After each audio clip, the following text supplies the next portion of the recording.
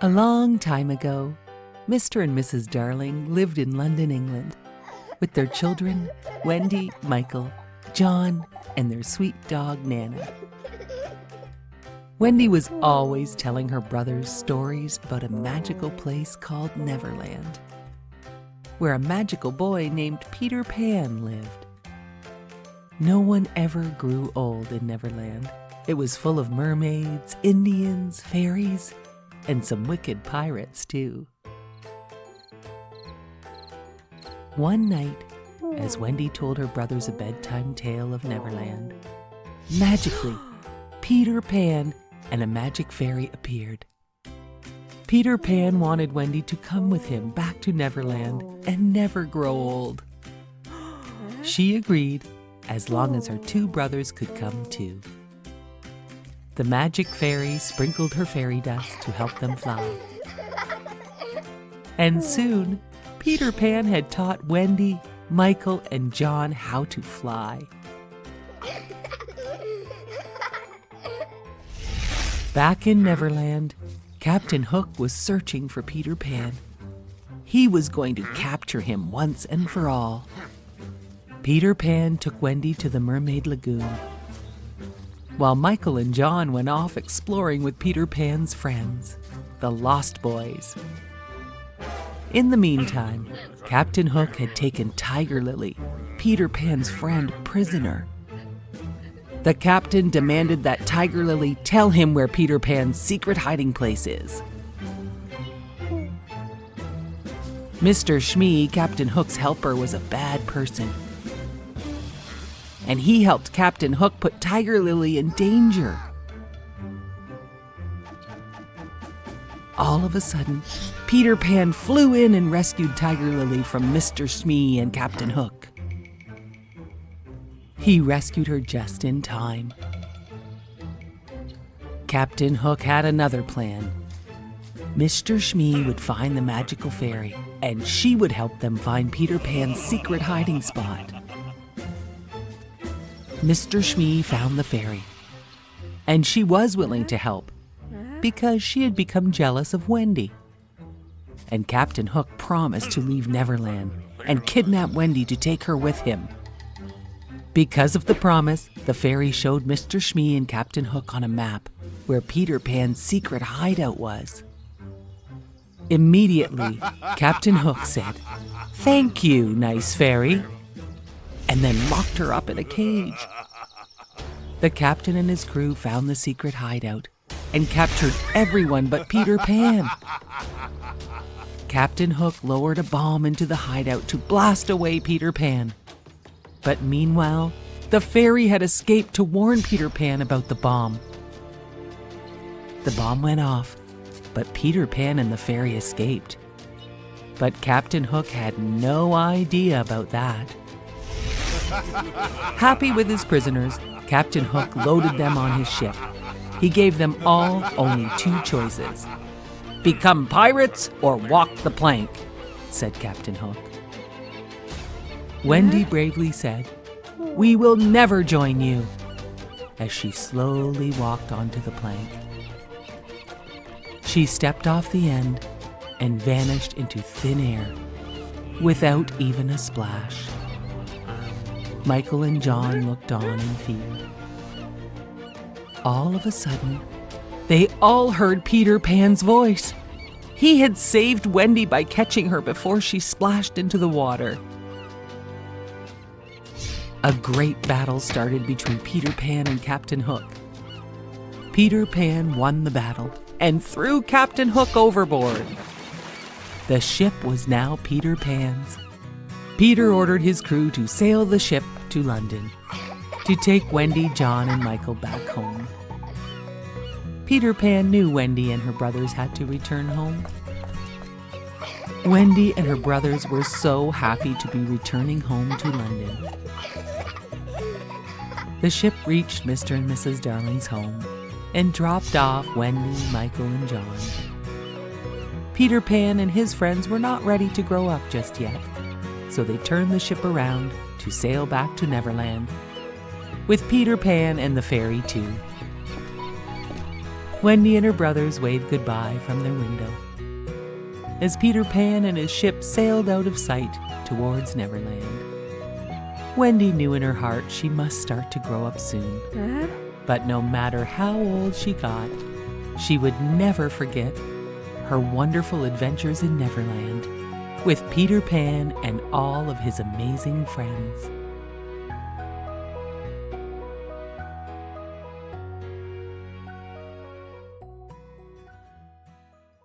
Once upon a time, there was a man and his wife that had wanted a baby for so long, but had never had one.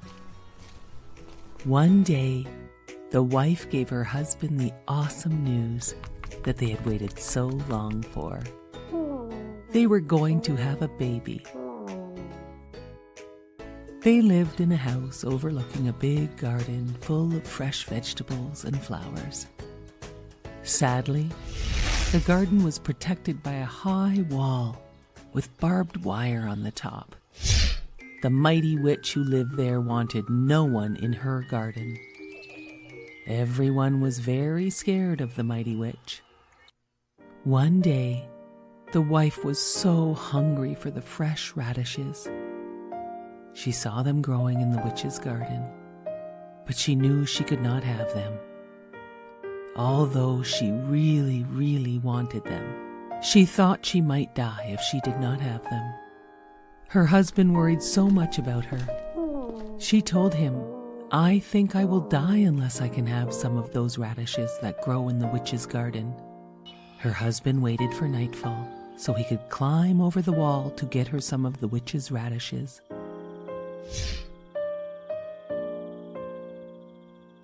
He got her some and climbed back over.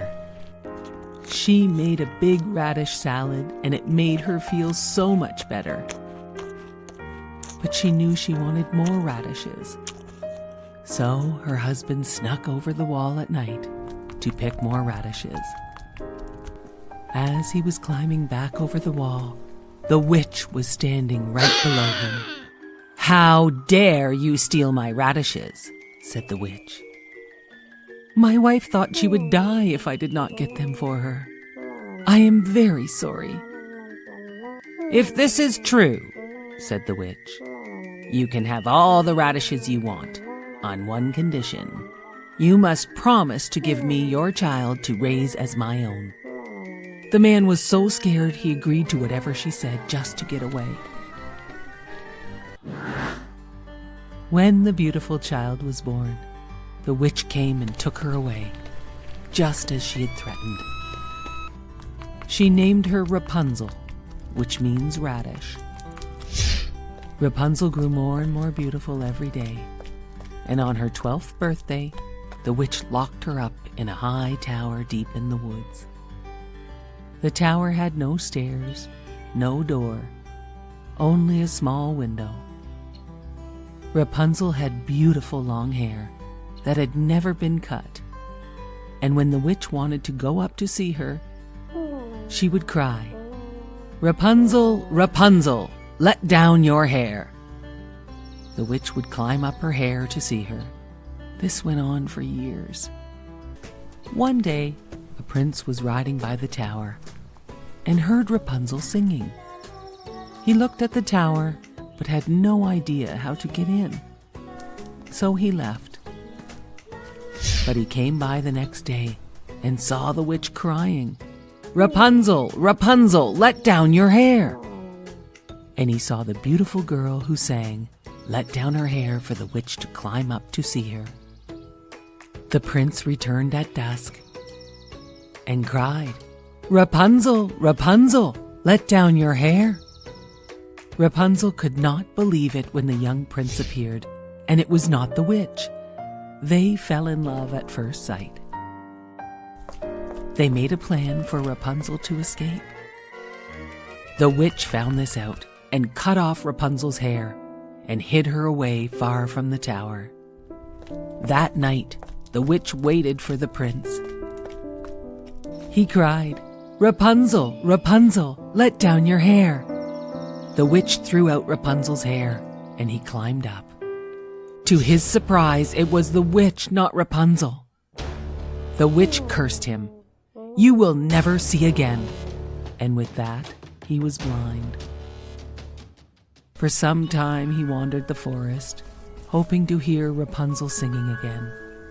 And then, one day, he heard her singing.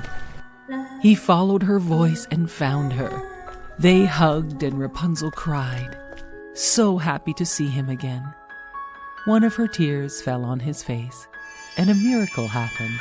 He could see again. "Oh, I am so happy to see you again," said the prince. And then another miracle happened. Rapunzel's beautiful hair grew back, as long and shiny as it had been. The prince took Rapunzel to his kingdom far away from the witch, where they lived happily ever after. Once there was a little farm with a pond full of geese and ducks.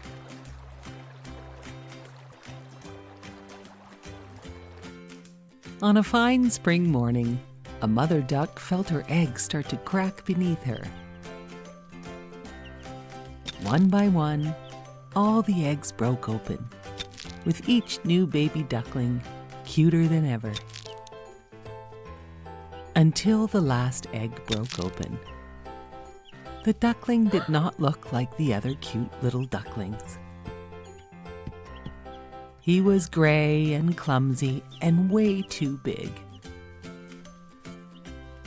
The mother duck thought, "How big and clumsy this duckling is." But she loved him just as much as the other ducklings. The next day, the mother duck took her ducklings to meet the other farm animals. As soon as they entered the farmyard, the other animals started to call the gray duckling names. "Look at the ugly duckling," said a mean old goose. Soon, his own brothers and sisters were calling him names. They called him Ugly Duckling. This went on for days, and the ugly duckling decided to run far away.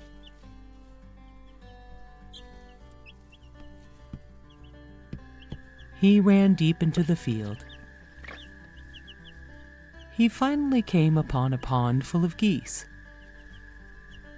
It was nighttime, so he fell asleep in the tall grass surrounding the pond.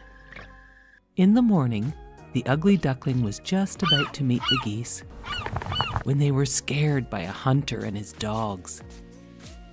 The ugly duckling stayed in the long grass and hid from the hunter and his scary dogs. When he was sure they were gone, he started to walk towards a cottage he could see. An old woman lived there with her prize hen and cat. The old woman let the ugly duckling stay because she thought she could fatten up the duck to sell him at the market. The prize hen and the cat were very rude to the ugly duckling, and besides, there was no water for him to swim on here. So the ugly duckling snuck away one night to find a lake. He found a nice lake, but none of the other birds spoke to him. They thought he was too ugly to bother with. One day, a beautiful flock of white birds with long necks flew overhead. The ugly duckling began to cry, but he had no idea why. It was getting colder, and soon all the other birds left the pond because winter was coming. The ugly duckling stayed and awoke one morning to find his feet frozen in the lake.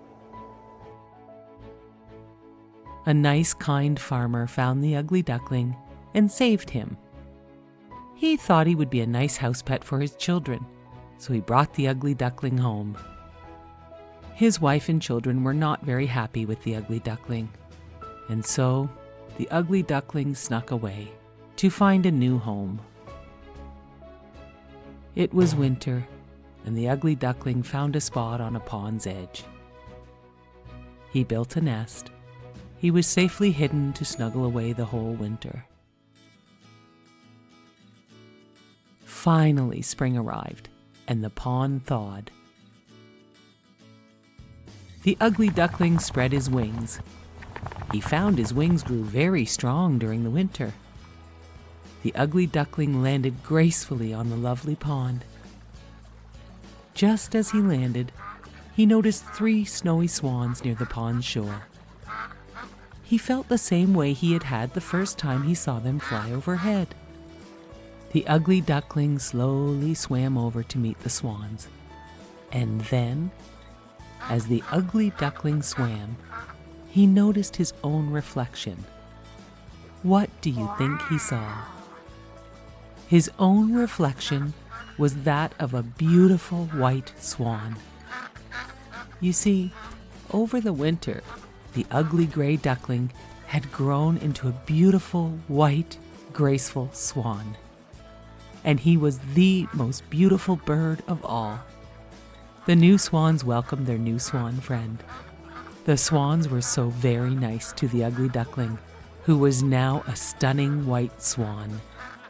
The ugly duckling promised himself he would never forget the lessons he had learned as a young ugly duckling, as he lived happily ever after with his new family on the beautiful pond. Once upon a time, a lovely mermaid named Ariel rescued a drowning prince from a shipwreck. Ariel's father had forbade her to swim to the surface, but she had to save the prince.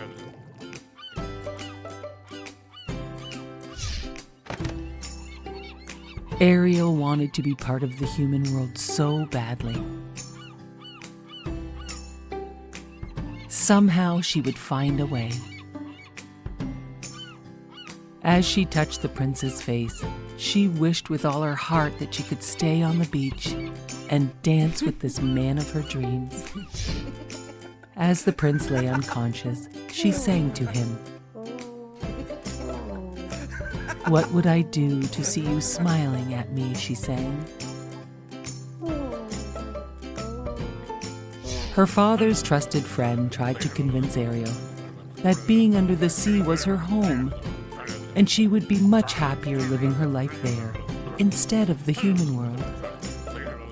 The Sea King had asked his friend to keep an eye on his daughter.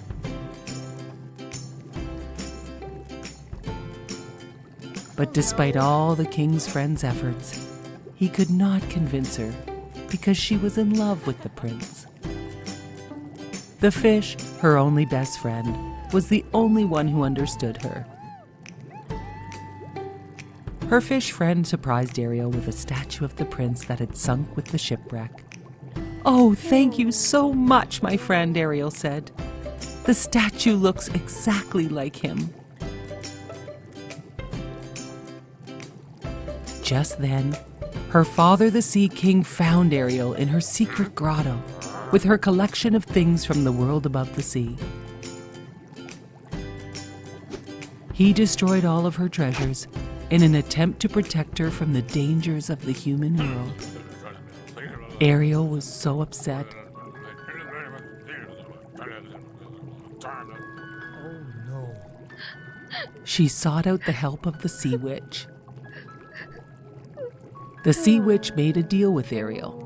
In exchange for the mermaid's voice, the witch would transform Ariel's mermaid tail into legs. The Sea Witch told Ariel she would remain human only if she received a kiss of true love before the sunset on the 3rd day. As Ariel wiggled her newly found toes, the Sea King's trusted friend knew he had to tell the king. But he knew Ariel would be so sad as a mermaid. The king's friend agreed to help Ariel find the prince. Ariel's seagull friend helped her find a dress, and it wasn't long before the prince arrived. "You are the one!" he exclaimed. "The one I have been searching for!"